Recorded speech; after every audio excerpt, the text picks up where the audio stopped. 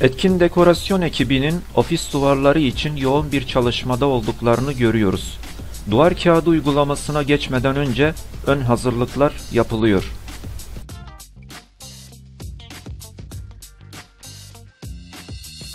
Duvar kağıdı boy ölçüleri alındı. İşin seri bir şekilde yürütülebilmesi için kesimler gerçekleştiriliyor.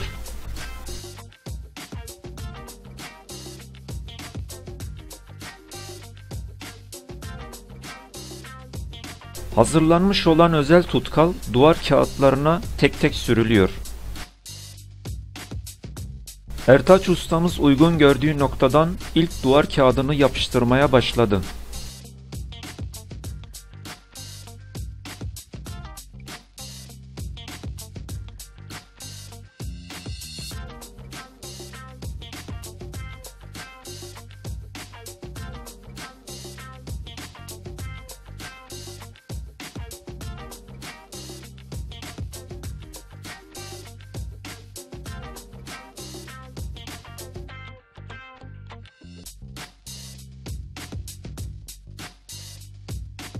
Duvardan tavana taşan duvar kağıdı fazlalıkları simetrik ve hassas bir şekilde kesiliyor.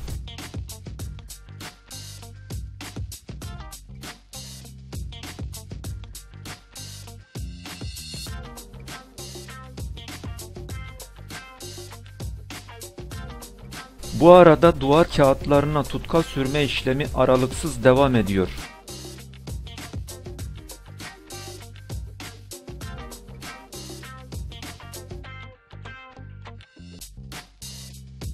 Duvar kağıdının katlanmış alt kısmı açılıp tamamen yapıştırılıyor.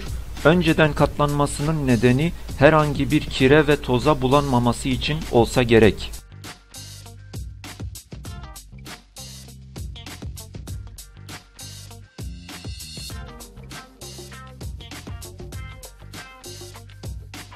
Tutkal sürmeye devam.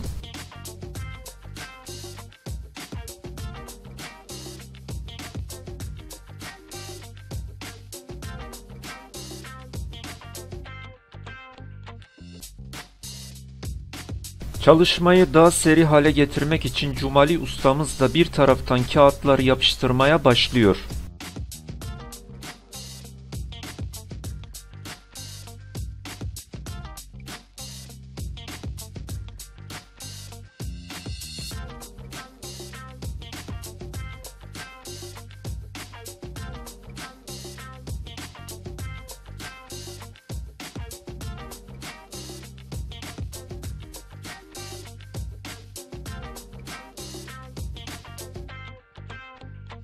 Ofis duvarlarına uygulanan kağıtlar iki çeşit modelden oluşmaktadır. Düz duvarların çoğunluğuna açık renk, kolonların tamamına ise koyu renk kullanılacak.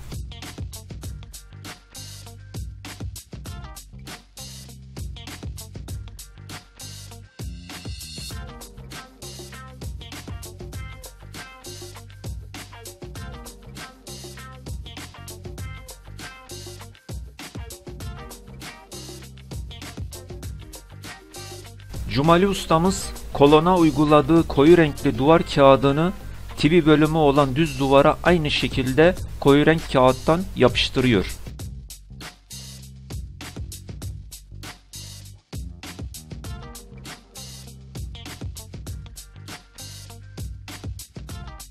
Ertaç ustamız da açık renkli kağıtları bitirdi. Kendisinin de kolona koyu renk kağıt yapıştırmaya geçiş yaptığını görüyoruz.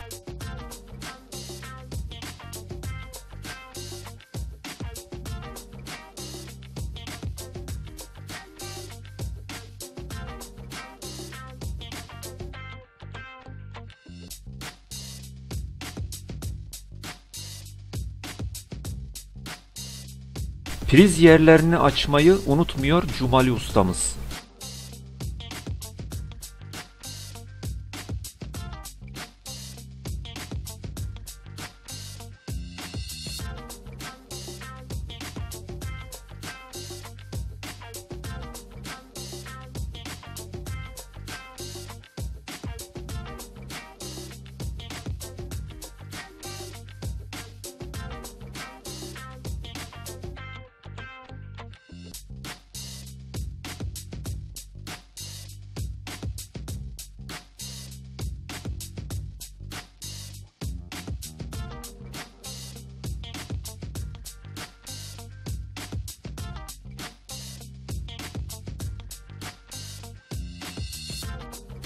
Ustamız parça birleşiminin kötü bir görüntü oluşturmaması için ustalık tekniğini kullanarak kötü görüntüyü sıfırlara indiriyor.